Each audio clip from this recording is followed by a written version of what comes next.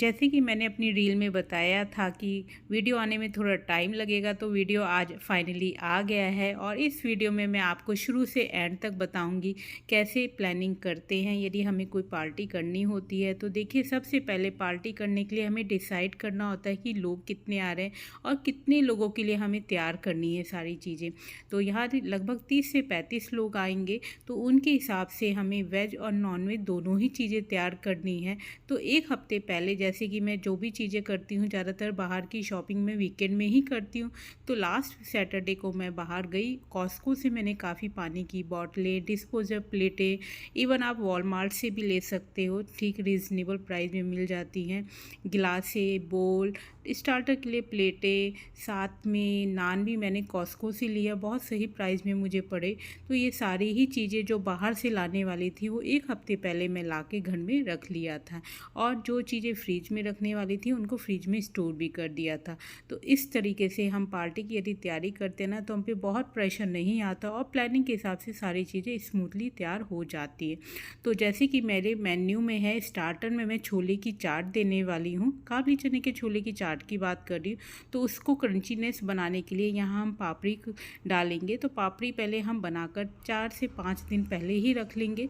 तो यहाँ देखिए, मैं पापड़ी की तैयारी कर रही हूँ। पापड़ी के लिए मैंने यहाँ पर लगभग 1 किलो मैदा लिया है और यहाँ पर 10 चम्मच देसी घी डाला है। हाँ जी, 10 चम्मच देसी घी काफ़ी है, जिससे आपकी ये बहुत खस्ता और बड़ी मुलायम तो नहीं बोलूँगी, क्रंची यहाँ पर पापड़ी बनेगी। और स्वाद अनुसार नमक डालकर हम इसका एक टाइट डो यहाँ पर तैयार कर लेंगे। हाँ जी, ध्यान रखिएगा, रोटी, पूरी, पराठे की तरह हमें डो तैयार नहीं करना, इसका एक सख्त डो यहाँ बनाकर तैयार कर लेंगे। तो देखिए, डो बन गया है और इसको हम एक बार में ही काफ़ी सारी पापड़ियाँ निकाल लेंगे, इसलिए एक बड़ा डो लेकर इसको हम बड़ा सा बेल लेंगे इस तरीके से।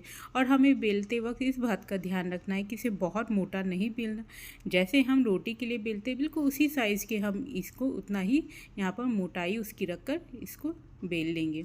और उसके बाद किसी भी साइज़ का ढक्कन लेके या कोई दूसरी चीज़ से भी आप इसकी कटिंग कर सकते हैं। और ये मैं भूल गई थी, मैंने बाद में फॉक से किया, आप चाहे तो पहले बेल कर फिर फॉक चलाकर फिर कटिंग कर सकते हैं। और इस तरीके से मैं सारी पापड़ियाँ यहाँ पर बेल कर काट लूँगी और बहुत आराम से ये बनकर तैयार हो जाती है। और इसे आप स्टोर करके भी रख सकते हैं तो ख़राब भी नहीं होती। तो वही चीज़ मैंने की, जैसे कि मेरे मेन्यू में छोले की चाट है, तो उसके लिए पापड़ी चाहिए थी, तो मैंने पहले से ही इस तरीके से 3 दिन पहले ही अपनी पापड़ियाँ बना ली थी। और इस तरीके से हम इसे मीडियम फ्लेम पर फ्राई करेंगे। हाँ जी, इसे बिल्कुल हाई फ्लेम पर फ्राई नहीं करना है, इसे लो टू मीडियम करेंगे, जिससे ये बहुत अच्छी अंदर तक पक जाएंगी और उतनी ही क्रंची बनेंगी। तो देखिए, एक राउंड की निकल गई हैं। इसी तरीके से मैं सारी यहाँ पर पापड़ियाँ बना लूँगी और पापड़ियों को बनाकर हमें ठंडा करना है। हाँ जी, बिल्कुल भी इनमें हल्की सी भी गरमाई नहीं रहनी चाहिए, नहीं तो हमारी पापड़ियाँ बाद में सौगी हो जाएंगी और ये क्रंचीनेस इनमें नहीं रहेगी। तो इस बात का ध्यान रखिएगा। तो देखिए, छोले के लिए हमारी पापड़ी बनकर तैयार हो गई है और उतनी ही क्रंची भी बनी है और कलर भी आप देख सकते हैं बिल्कुल बाज़ार वाला वैसे ही आया है।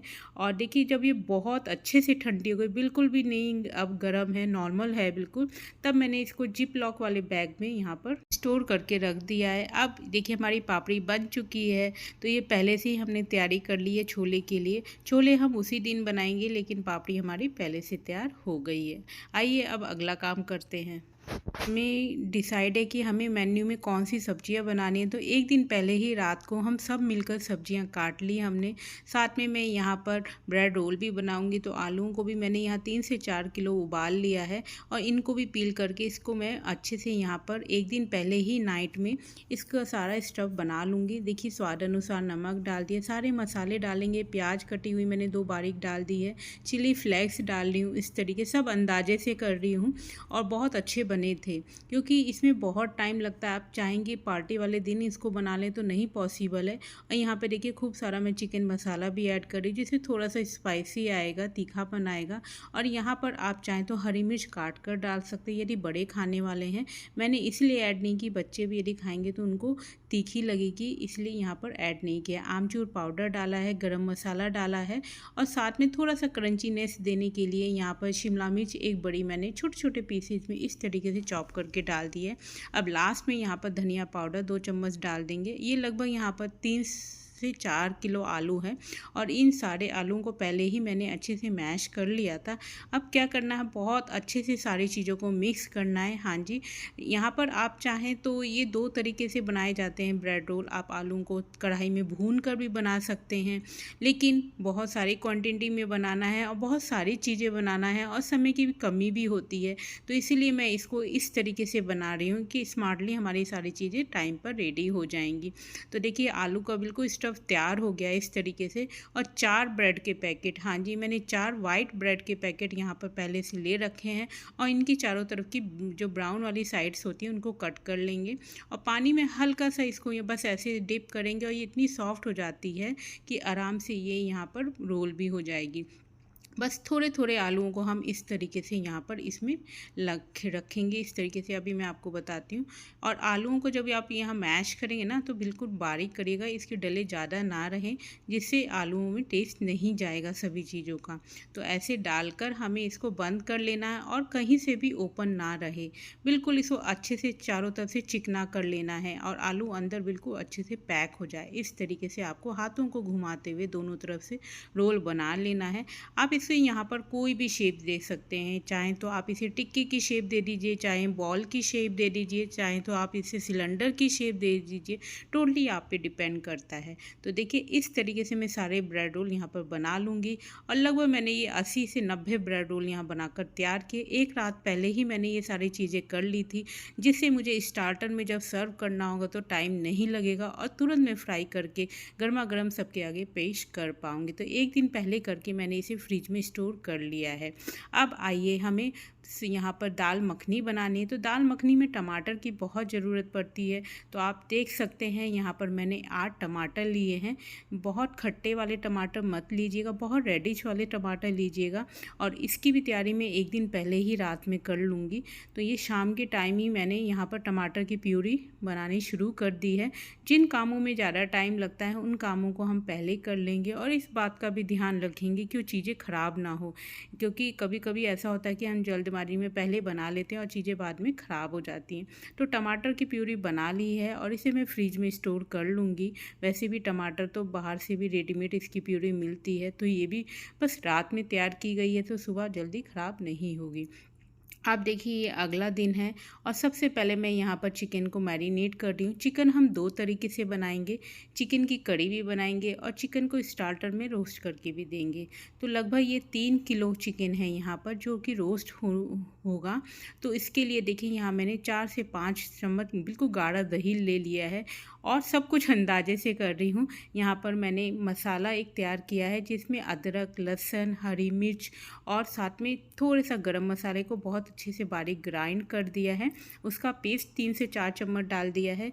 चिकन मसाला ऊपर से डाल दिया है। काली मिर्च पाउडर डाल देंगे, साथ में यहाँ पर थोड़ी सी चिली फ्लेक्स डाल देंगे और खूब सारा यहाँ पर कश्मीरी मिर्च यूज़ करेंगे, क्योंकि आपने देखा होगा कि जब भी हम चिकन ड्रम स्टिक खाते हैं तो बहुत रेडिश कलर आता है।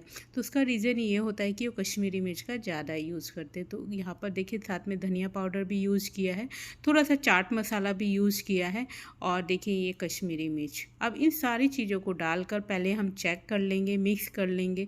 जो चीज़ की कमी लगेगी वो हम बाद में और ऐड कर लेंगे। तो ये 3 से 4 किलो चिकन है और ये सारे ही ख़त्म हो गए थे, कुछ भी बचा नहीं था। इतनी बढ़िया ये बने थे। इसके साथ मैंने हरी चटनी बनाई थी और लच्छेदार जो रेस्टोरेंट में प्याज मिलती है ना, बिल्कुल खट्टी वाली रेडिश कलर की, वो वाली प्याज भी सर्व की थी। तो बहुत बढ़िया ये लग रहे थे और इनको मैंने एयर फ्रायर में और ओवन में अच्छे से रोस्ट किया था। अब लास्ट में नींबू का रस यहाँ पर ऐड कर देंगे और देखिए कितना अच्छा कलर आया है, बिल्कुल ऐसे ही रेडिश कलर होता है। तो ये चिकन को हम मैरिनेट करने के लिए यहाँ पर 2 से 3 घंटे के लिए छोड़ देंगे। और देखिए यहाँ पर अब मैं प्याज भी काट रही हूँ, क्योंकि दूसरी चीज़ों में छोले हो गए और यहाँ पर मिक्स वेज भी बनी है, उनके लिए प्याज की भी ज़रूरत पड़ेगी, तो इनको मैं पहले से काट रही हूँ। तो प्याज भी बारीक बारीक हमें काट के रख लेनी है और साथ में यहाँ पर अदरक, लहसुन और हरी मिर्च का पेस्ट भी बनाकर रख लेंगे, क्योंकि काफ़ी सारी चीज़ों में उसकी भी ज़रूरत पड़ती रहती है। तो ये सारी चीज़ें मैं अगले दिन सुबह 7 बजे उठ के कर रही हूँ, आप देख सकते हैं। और मैंने लगभग 5 बजे तक सारा कंप्लीट कर लिया था। तो देखिए ये प्याज बारीक कट गई है। अब दाल मखनी रात में ही मैंने आधा किलो, हाँ जी मैं आपको एक सही रेशो बता रही हूँ, 35 लोगों के लिए दाल मखनी यदि बनानी है तो आप आधा किलो यहाँ पर दाल लीजिए। साबुत वाली उड़द की दाल है और इसमें बस मैंने 2 मुट्ठी राजमा डाला है और 1 मुट्ठी चने की दाल। हाँ जी चने की दाल ज़रूर डालिएगा, बहुत अच्छा स्वाद आता है। तो आधा किलो है तो ये एक बार में कुकर में नहीं उबल पाएगा, तो मैं इसको आधा आधा करके उबालूंगी।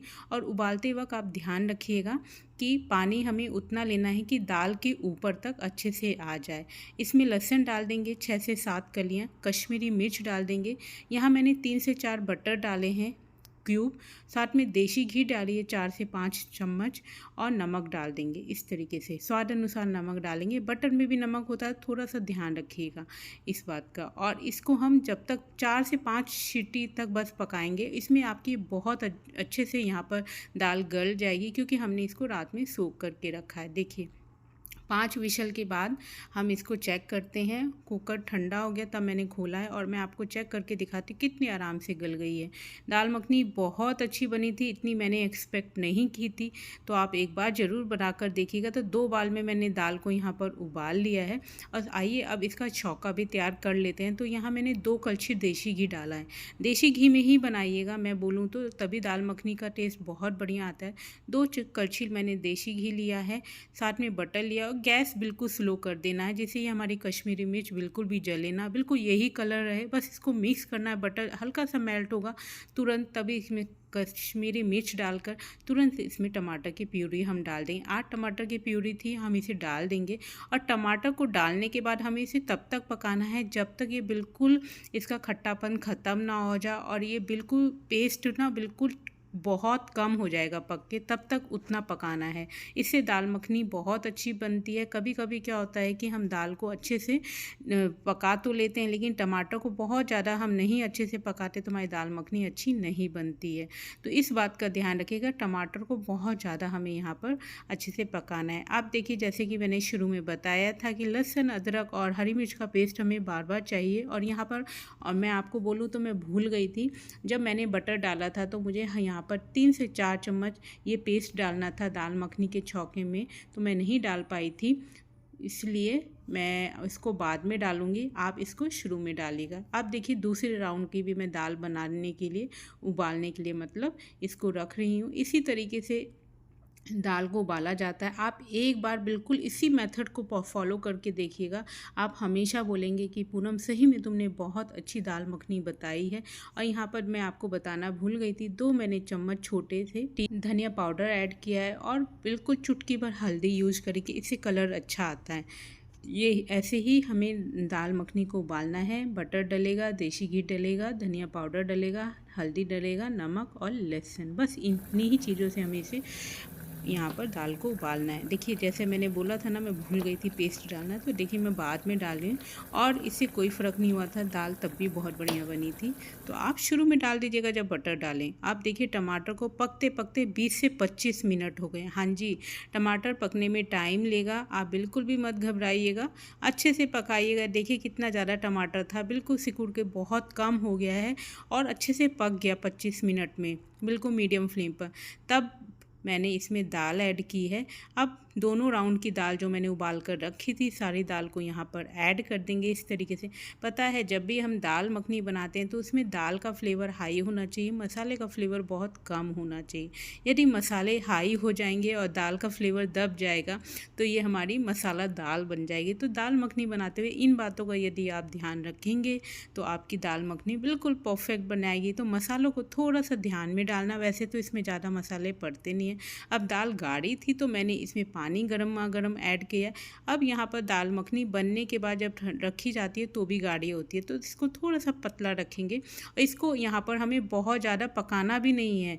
जैसे कि कहा जाता है कि दाल मखनी को जितना ज़्यादा पकाते हैं उतनी ज़्यादा अच्छी बनती है, ऐसा कुछ नहीं है। एक बार आप इस तरीके से, इस ट्रिक से बनाइएगा, आपका बिल्कुल परफेक्ट बनकर निकलेगा। अब लास्ट में हम दाल मखनी में क्रीम ऐड करेंगे और बटर ऐड करेंगे। वो मैं तब करूँगी जब मुझे दाल मखनी को सर्व करना होगा। तो ये जो इतनी सारी चीज़ें हैं ये एक वीडियो में तो सारी आ नहीं पाएंगी, वीडियो बहुत लंबा हो जाएगा। तो अब रेस्ट ऑफ जितनी भी चीज़ें हैं मैं कोशिश करूँगी अगले वीडियो में आपके साथ शेयर करूँ। तो फ्रेंड्स बताइएगा आज का वीडियो आपको कैसा लगा, और वीडियो आपके लिए सही में यूज़फुल है, आपको अच्छा लगा हो तो मेरे को ज़्यादा से ज़्यादा सपोर्ट करना बिल्कुल मत भूलिएगा। बहुत अच्छी अच्छी रेसिपी मैं लेकर आने वाली हूँ आपके नेक्स्ट वीडियो में, आपको मज़ा ही आ जाएगा। और जब आप इस तरीके से बनाएंगे तो आप मेरे बिग फ़ैन भी हो जाएंगे, और साथ ही साथ आपके गेस्ट, आपके जो फैमिली वाले हैं वो आपके फ़ैन भी ज़रूर बनेंगे। इतना बढ़िया ये खाना बना था। तो ये तो अभी मेन कोर्स मैंने आपको दिखाया, अभी हमारा स्टार्टर तो बाकी है। तो अभी तो बहुत सारे वीडियो इसके आने वाले हैं। अब नेक्स्ट वीडियो तक के लिए अपना खूब सारा ध्यान रखिए, और बहुत सारे फेस्टिवल भी आने वाले हैं। आप क्या क्या तैयारी कर रहे हैं और क्या क्या स्पेशल बनाने वाले हैं ये भी ज़रूर बताइएगा। जल्दी मिलूंगी फिर एक और नई वीडियो के साथ, तब तक टेक केयर, बाय।